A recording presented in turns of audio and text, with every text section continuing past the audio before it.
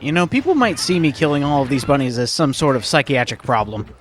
But my doctor said it's perfectly fine for me to go running around and destroying all wildlife around me. I'm not crazy, I'll kill anyone who says I am. What's going on, everyone? It's the Niskel. Welcome back to Spyro, Year of the Dragon. In the last episode, we finished up Bamboo Terrace and took on the Speedway of Midday Gardens. We are actually all done with this world, so it's time to say our goodbyes. All the representatives from all the worlds around Midday Gardens are giving us a fun send-off. And this guy, I'll be glad to not talk to you again, Fireflies. It's okay, the haiku's okay, and I noticed a lot of you really liked the swamp levels. To each their own. But now it is time to move on to Evening Lake, my favorite homeworld. You'll see why, but first, Spike is born. You bumbling, idiotic, worthless fool! I ask you to carry out one simple task, and you fail me! I should have known better than to rely on a child. But don't worry about it. I'll deal with them now. These eggs can't be worth all this trouble. Without the dragons, the magic in this world will wither away. Without magic, I'll die, and so will your ever-so-slim chance of becoming a sorceress! Now, watch how a real sorceress dispatches her enemies. How would you like some dragon for lunch?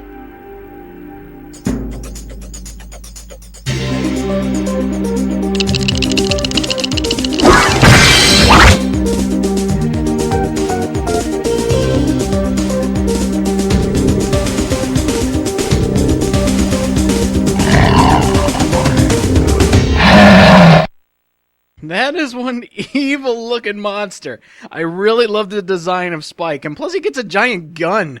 So you have something from your nightmares packing heavy ammunition. Oh my gosh, something from your nightmares. My tactical instincts told me the sorceress would attack you here, so I flew in to help out. It seems my rocket launchers don't affect this creature, but I can assist you by dropping ammunition. Now get in there and fight the good fight. So Sergeant Bird, you're telling me you can't destroy small vases and you also can't hurt this creature. I will believe only one of them. Now, if you were to have any trouble with any bosses in the game, this would be the one. For one, Spike is really quick on the draw. As you see, I'm not doing very well trying to talk and play at the same time. But Spike will shoot multiple shots, and that's pretty much all he will do. He will always be in the middle there, and you need to hit the projectiles that Sergeant Bird leaves for you. Now, the more times you hit him, eventually, after he does that, he will shoot one additional time. And now we're getting into some of the more interesting power-ups and a way to fight him. You get these special crystals that will give you a brand new power. Whenever he stomps on the ground there, any type of ammunition you had on the ground will be destroyed. So if there is extra ammunition you need, you're going to want to pick it up. This is kind of like the Ripto fight from Spyro 2. If there's extra ammunition you can get on the ground, you might want to pick it up right after hitting him. And as you saw there, he also can use this ammunition with that giant gun. And this is really bad. Oh no! Thankfully, his attacks aren't too difficult to jump over. Especially that one. That one stays very low to the ground, so you shouldn't have any trouble going past it. And it's right there in front of you, dude! It's like right there! And he ran right past it! Okay, well, whatever. But now it is time. He will shoot 4 shots when he's down very low, and this is mean. A constant stream of energy, and it doesn't go away quickly. It's not like the flame, what would you call it, a lava wave, where it's very low to the ground. No, this thing keeps coming. It follows you. This new projectile that we have is kinda neat, though, because you could, as soon as you get a good position, just shoot it straight at him and it explodes. And wow, I could have sworn I had like 2 other hits on him. Okay. Hey, a boss being beaten quickly? I'll just say it was all skill. Isn't that right, Monique? Time to head to my favorite whole world. Off to Evening Lake. A little later on in the day, you can hear the bugs outside. It's just nice and peaceful. The sun's going down. Nice little... Oh, no. Oh, God. My starburst! Ah! Listen to me, Dragon. Spyro, this is serious now. The sorceress is planning a trap for you, and if she catches you... Believe me, you don't want to know what she's going to do. Look, I promise to take good care of the rest of the eggs. I mean it. Just take Hunter and go back home before... I can't say it. Just go! I friggin' love candy. That's why I keep making associations with different pieces of candy. I can't help it. Anyway, let's talk Evening Lake. The fun thing about Evening Lake is that almost every level is underwater. And that's what we have here, a giant water level. Does that make it a bad thing? Of course not. We're looking for 400 gems, 5 eggs, and if you were to ever get hurt, you have a special talent. But if you ever do get hurt, you can use the frogs.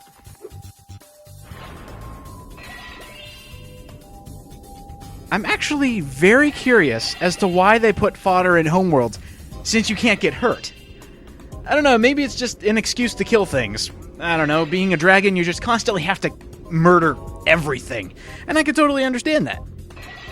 What's also kind of funny is every denizen from the different homeworlds, because all of their levels are underwater, they actually, as soon as you get all of them, they won't meet you to take you to the rocket ship that we have now. Yeah, we're going all the way to space after this. But they won't be able to follow you outside. And I just think that's a really good detail to, catch. Because as soon as you get the last person, they're not going to be outside saying, hey, let's go to the rocket. They're going to be... and then they're gone. That wouldn't exactly work. Evening Lake probably has some of the more interesting trivia, actually, such as things being cut or things being completely changed. For example, if you're playing the PAL or the PSN version, I haven't tested this myself, this is just hearsay, but they use the Sunrise Spring theme for this. And this is one of the main reasons I love Evening Lake. The theme is just so soothing. That's one of the main reasons I love Evening Lake. Not only are we still using the good controls for underwater, it's just chill, man. That's all you need to worry about. It's all chill all the time. I'm not saying the music for Sunrise Spring is bad, but trust me, you want to play the version with this theme in it. So nice. Another bit of interesting trivia is the professor from Spyro 2 was planned on being in this part of the level. He was the one that was going to be tempering the rocket and getting it ready for you to go off to the next world. But he was cut. The only reason people knew this is because the audio files are still in the game, so if you know how to hack it, you can access them. That's really interesting. I will say this, the professor does show up later. I guess they didn't want him being one of the main characters again. I mean, it wouldn't have been a bad thing. He was a good character. I guess they were just, focusing more on the new people they brought in instead of constantly going back to the past. Which is completely contradictory, since Hunter is still considered a main character from an older game. But he's more for the kids. Hannah, I hate to tell you this, but you're a palindrome. Math humor. Or number humor, I guess. I actually do like this level as well, and I don't know why they do this. Don't ask me why, but right up here they're going to show us another new power. If you can believe it. Hi again, Spyro. This power-up can make you invincible, but only for a short while. Use it to get by these flame spitters. You'll find an egg when you get past them. So in the first world, they showed us how to fly. In the second world, they've shown us the power of fire blasts. In this one, they show you the power of being chill and not taking any damage. And that is a nice cap, Stuart. I wonder what they could possibly show us in the last world. The other thing I like about this level is actually the architecture. How it's all laid out and how it all comes together. Just imagine Evening Lake as like a gigantic moat. And you are exploring this castle having to go away from all the different pieces that are underwater. Ships sank in this lake. I don't know how they would, and whatever you say, I do not sound like Peter Griffin. That was probably the best line in that movie and the best part of that movie. Another funny thing about the underside of Evening Lake, you notice all this, all these sunken pieces? There was actually planned to be a spaceship underwater. That would have been really funny, to be honest. Unfortunately, that would have meant they would need to make a new cavern, a whole new piece to this level, so they just said, skip it, we don't even need to worry about that. Oh my gosh, another egg, really? Were they trying to avoid copyright with this one? Stooby-Dooby-Doo! That sounds really bad. I want to think, it's like, hey dude, you want to go for a Stooby later? Oh, okay, never mind. I do like that the two portals that aren't underwater make sense. Sparks' portal, we saw that up here at the top of this part of the castle, and right here. Our brand new character. And it's a good thing Moneybags wasn't in like a swimsuit or something like that. I don't think anybody needs to see that. There's one more egg that we need to get. Where is it? Well, maybe we could ask the local wildlife. That is a cool effect that they have there. Got a giant whale swimming underwater. It's big enough for the whale to inhabit. So what say you, whale? Where's that last egg? Maybe you're trying to give me a long-winded answer. What are you saying? Ah! Oh, look, there it is. How clever. And speaking of clever, I didn't know we were getting biblical here in Jonah, man! You're gonna walk on your hands out of this whale! And that's it! We have completed Evening Lake, and now we're stuck here forever. Mercy from the whale! Thankfully he doesn't like dragon meat. I wonder what that would taste like. Probably like gems. That'd be really hard. The sorceress has a real prize on her hands here. It took 24 Rhinox to capture this dim-witted furball, so you'd better believe he's not going to get out cheap. Are you saying you caught him? It was so easy that a caveman could do it in 1,000 gems? I would say no, but okay. Where are you getting all this money, Spyro? It's not just lying around on the ground, is it? Is it? What do I care? It's mine now. I told you he would eventually get the joke. And now for my favorite sub-character besides Sergeant Bird.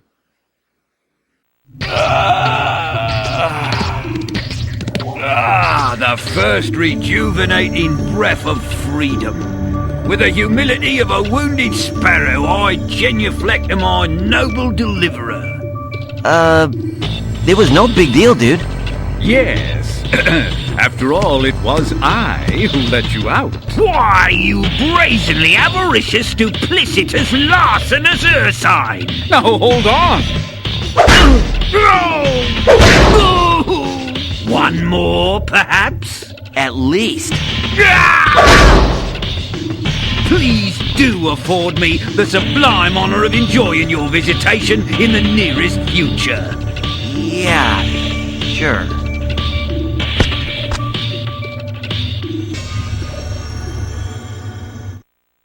Moneybags, you think you would have learned by now that doing really devious things, acting like the bad guy, you're gonna get your ass kicked. And Bentley showed you exactly what happens when you lock him up.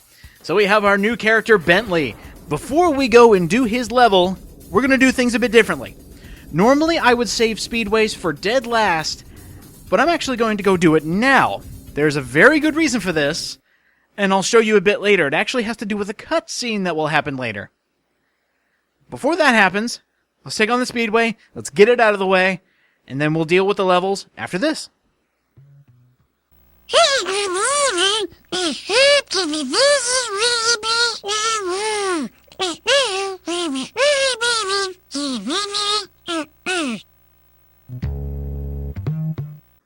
Oh God, not the bees! Not the bees! Okay.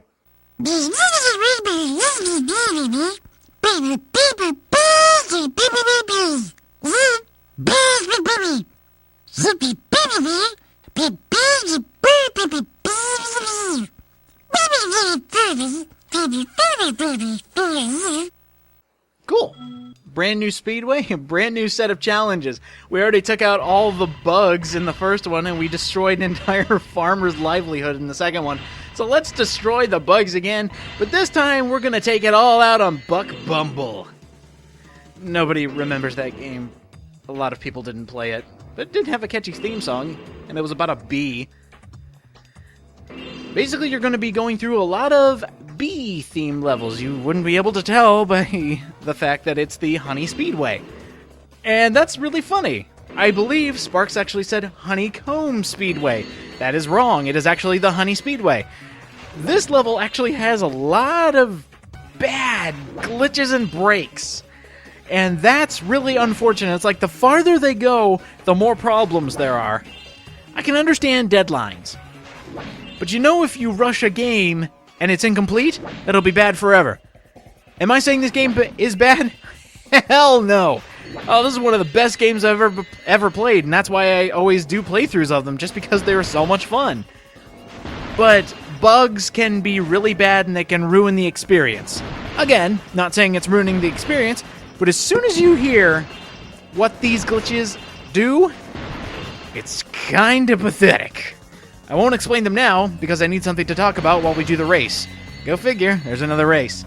So that one wasn't too bad. I did it in a pretty good time, actually. Again, if you can beat my time, everybody should be able to beat this time. It was a really pathetic time. 1 minute, 21 seconds, 90 milliseconds. Go for it.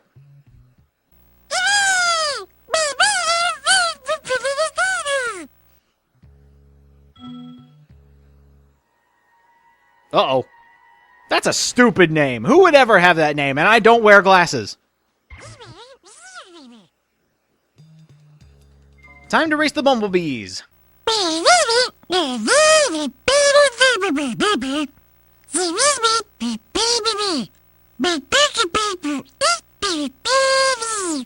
really wish the theme for this level would have been Flight of the Bumblebee, or at least a rendition of that classic song. That would have been so clever. Come on, guys. Something kind of funny in my ability to identify theme songs, I actually thought the theme in Mushroom Speedway was the theme for this one. And I do have a reason for that. In Mushroom Speedway, it has one of my favorite parts in that theme, where a piece of the song is actually done in the buzzing of bugs, and they sound like bees. And I went back and listened to that song when I did the Mushroom Speedway episode, and I didn't hear it. So I just assumed, oh, okay, it's got to be in the Honey Speedway. That's what makes the most sense. But it turns out, no, the buzzing was in the Mushroom Speedway. Here's what I'm talking about, just in case you need a point of reference.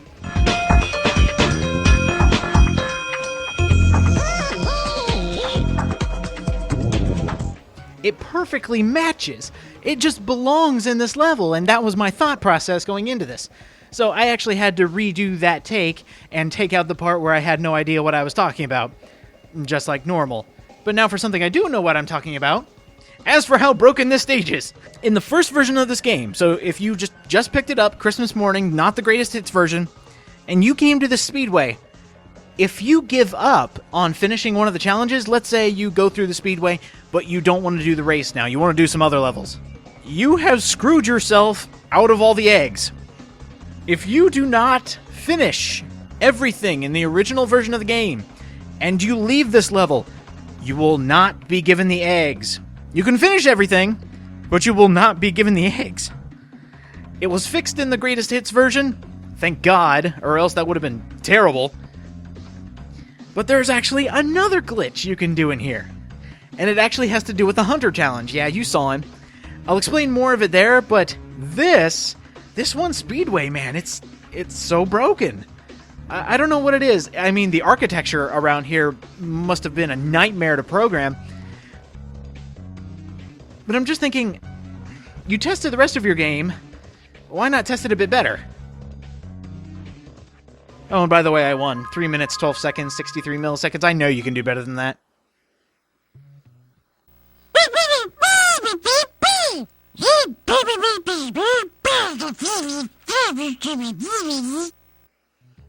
They're sharpening their stingers in the back. How dare I lose? I don't think I've ever seen Henry spelled like that. Oh, and he ate the bubble soap! Henry, you soap eater, what are you doing? Time for the Hunter Challenge. This specific challenge is somewhat difficult. Why is it difficult? Well, let me show you. Let's go ahead and meet Hunter, and let's see what he has to do. Let's see the escapades of Hunter the Cheetah versus the space cows and space sheep. I'm sure it's become very riveting, but let's see what Hunter has to actually say. How you doing, man? Look out, Spyro. There's a really big sheep UFO around here, and it's trying to get me. I snatched up a dragon egg it was trying to abduct, and now it wants revenge. You wait here. I'll lure the UFO down the river of honey. Yeah, okay. Why did you just stand here and wait for me? Okay, here I go. So this is why it's difficult. You are going towards the screen. And what can't you see? The obstacles in the way. Thankfully, whenever you jump, you can maneuver in the air to avoid obstacles. That is so nice. If you get hit with too many things, you'll slow down enough for the UFO to catch you. And that's where the glitch comes in. If you actually have the UFO go in front of you, you finish the mission, and he's still in front of you, he will back up, you will win the mission, but you will still be abducted, losing the mission. That's a pretty bad glitch. But it does happen. I haven't been able to replicate it myself. And actually, if you do get caught, your game will freeze. You'll be stuck in an infinite loop and you won't be able to do anything. Just watch out for the obstacles, and it's easy. Ha ha! Did you see that? Nobody outraces a cheetah. And look, I didn't even drop the egg. Good job, Hunter. You're single-handedly destroying the entire race of space sheep and space cows. Nori, what do you think about this? Must be like negative Dory, the one that's actually smart. Oh, another fun fact about the Speedway, it's the only one that operates at night. I guess in a place called Evening Lake, you need a Speedway that runs at night. It's just the small little facts that I find. I don't know if they're useful, relevant, or anything. It's just fun to know everything about one of your favorite games. We have tackled all of Evening Lake. We have finished up a boss fight. And we have freed a new friend. We've done a Speedway. Wow, we've really done a lot in this one. So, how about I'm going to get some swimming practice in, and next time on Spyro, Year of the Dragon, we're going to go meet up with our new animal friend. Animal, monster, whatever you want to call him. Let's go meet Bentley. I'll see you guys next time.